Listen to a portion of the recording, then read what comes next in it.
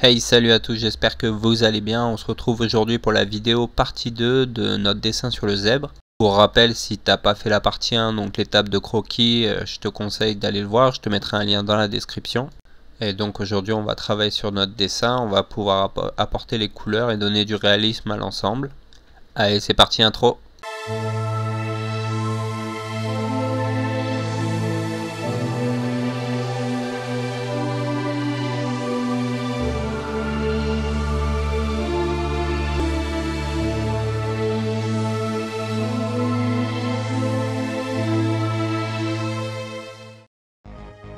Alors pour commencer, on va faire ce qu'on appelle une recherche de couleur locale, c'est-à-dire qu'on va choisir une couleur d'animal qui n'est ni dans l'ombre ni dans la lumière, donc une couleur moyenne en sorte.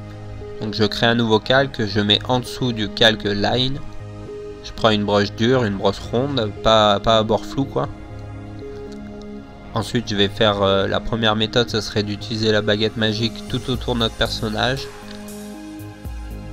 Ensuite on fait un clic droit et on clique sur intervertir la sélection. Ça nous permet de sélectionner uniquement ce qui est dans les pointillés. Et en se mettant sur le calque de couleur, on choisit notre couleur et on va remplir avec le pot de peinture. Ça c'est la méthode de base. C'est assez compliqué d'avoir un bon résultat tout de suite parce que ça veut dire que la line a été super bien fermée de partout. Si c'est pas le cas sur ton dessin et que tu te retrouves avec des zones qui n'ont pas été colorées, on va voir la méthode numéro 2 qui est plus longue mais que moi j'affectionne parce qu'elle me donne vraiment l'impression de faire de la peinture quoi. Donc là j'ai choisi un brush dont la taille dépend de la pression que j'exerce sur ma tablette. Si vous avez la même couleur de fond que moi, je vous conseille de la foncer un petit peu. Donc on prend le calque de base, l'arrière-plan, on va dans les réglages, on choisit teinte saturation et on baisse la luminosité. Ça nous permettra de mieux voir la base de couleur de l'animal. Et voilà, et ensuite on recommence, on remplit les formes petit à petit. Donc c'est pas grave si on déborde, on viendra gommer le surplus de couleur sur les contours. Je vais accélérer un petit peu la vidéo.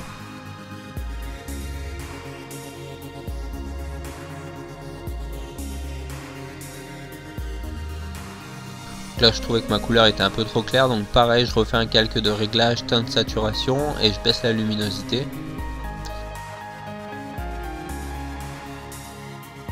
Maintenant avec l'outil gomme touche E, je viens effacer les bords. Donc pareil pour la gomme, j'utilise une gomme dure, pas une brosse fine diffuse pardon.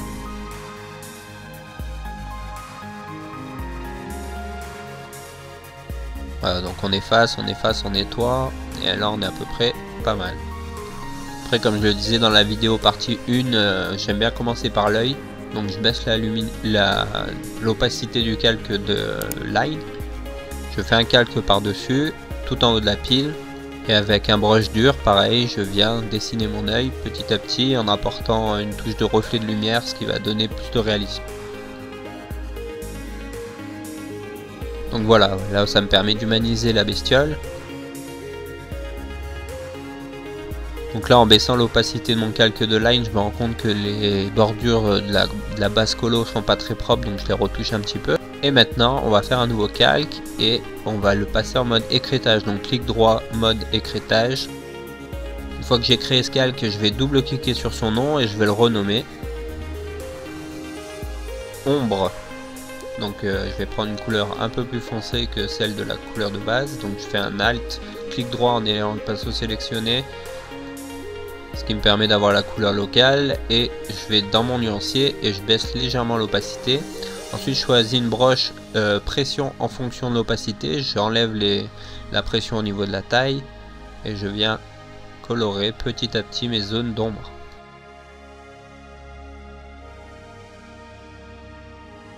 Là j'ai choisi que la lumière vienne d'en haut à droite, donc en bas à gauche, tout ce qui va être dans l'ombre va être coloré.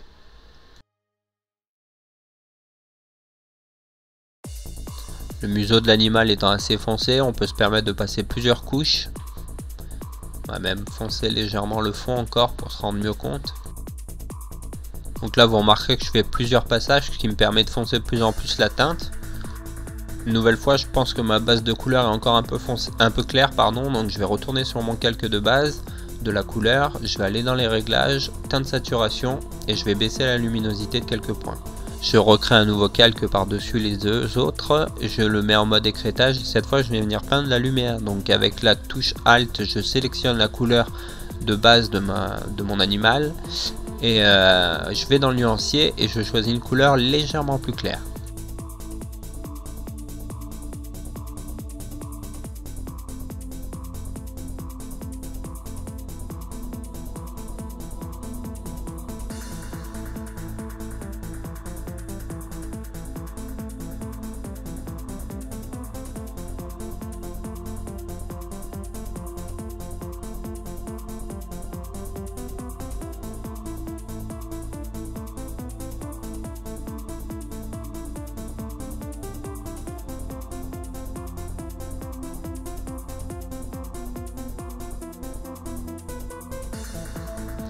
Voilà, donc ici on va créer encore un nouveau calque, toujours le passer en mode écrêtage pour rester dans ma base couleur. Je choisis une couleur encore un peu plus foncée que celle de tout à l'heure pour les ombres et je viens foncer le museau ainsi que les zones ombrées.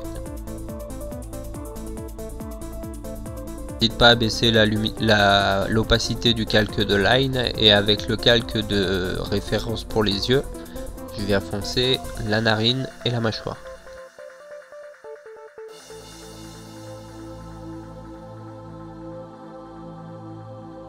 Donc sur ce troisième calque en écrêtage, je commence à appliquer la base foncée. Donc là, je choisis une couleur très foncée. On va s'occuper aussi des sabots, on va les foncer un petit peu, surtout la partie qui n'est pas dans la lumière.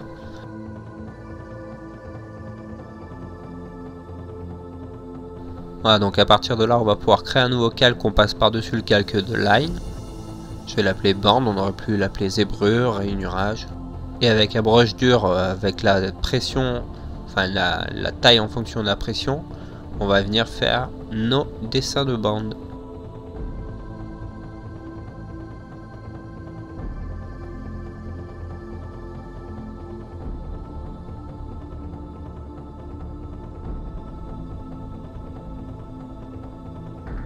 Donc vous remarquerez que j'utilise des formes de bandes qui me permettent aussi d'avoir un volume sur le visage. Vous voyez bien qu'elles sont pas toutes droites, elles suivent une logique qui fait que on souligne tous les volumes et on donne plus de corps à la forme.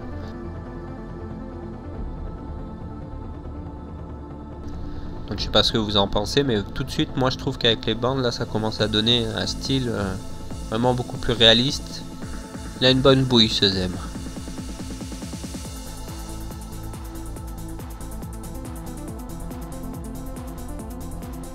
Comme là je suis pas en calque d'écrêtage, j'hésite pas à gommer tout ce qui déborde de la zone, de la pâte ou...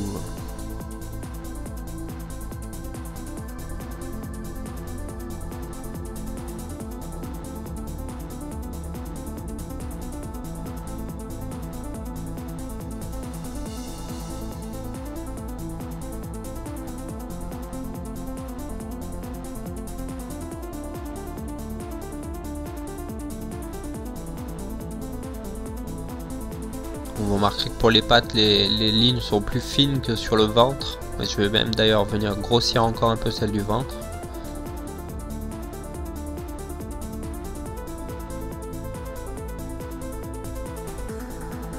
Là j'utilise l'outil doigt pour venir flouter un petit peu le dessus de ma crête.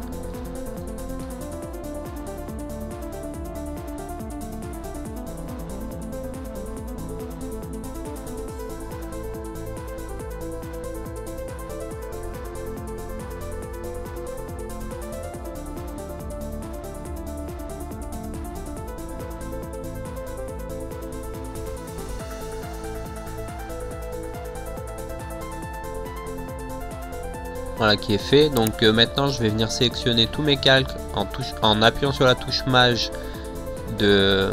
en cliquant sur le premier calque, j'appuie sur la touche mage, je vais jusqu'au dernier calque de couleur et je fais CTRL J. Ça va me permettre de dupliquer. Une fois que j'ai dupliqué mes calques, je fais un clic droit, fusionner les calques. Ça va me permettre d'avoir tout mon dessin sur le même calque et ainsi je vais pouvoir modifier légèrement la taille de la tête. Qui me plaît toujours pas au niveau de... Avec l'outil lasso je viens faire le contour de ma tête, CTRL T et je modifie la tête. Donc là je me rends compte que j'ai fait une petite bêtise, je vais me rendre compte assez rapidement. J'ai dupliqué le calque de line et du coup le line étant apparent, et ben on voit le croquis qui se dessine un peu sur la bête. Donc je vais recommencer en enlevant le calque de line, en le rendant invisible avec le petit œil qui est sur le côté du calque.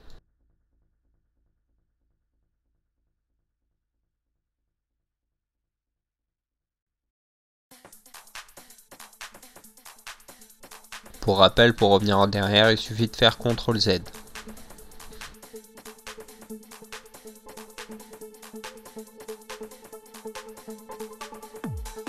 Donc je pense que vous l'aurez remarqué, il nous manque un petit quelque chose, donc je vais créer un nouveau calque que je vais passer sous mon calque final et je vais l'appeler queue et je vais dessiner les petits poils de la queue. De nouveau je crée un nouveau calque par dessus et je vais venir améliorer un petit peu les formes, que ce soit des sabots ou du contour, en passant toujours ce calque en mode écrêtage. Voilà pour la coloration, je vous remercie d'avoir suivi cette vidéo, j'espère qu'elle vous aura été utile, si c'est le cas n'hésitez pas à me le dire en commentaire, à vous abonner si ce n'est pas déjà le cas et puis évidemment à me poser un petit pouce pouce qui fait toujours plaisir.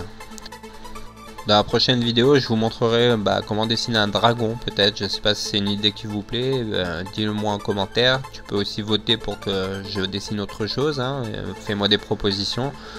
Et éventuellement faire un fond pour ce personnage là, mais comme je le disais j'aurais bien aimé faire un tableau avec plusieurs animaux de la savane, donc je pense que le fond on le fera à la fin. En tout cas toujours pareil, dis-le moi en commentaire si ça t'intéresse, si c'est une bonne idée, si tu trouves ça pertinent ou pas. Et je vous remercie et ciao, bye bye.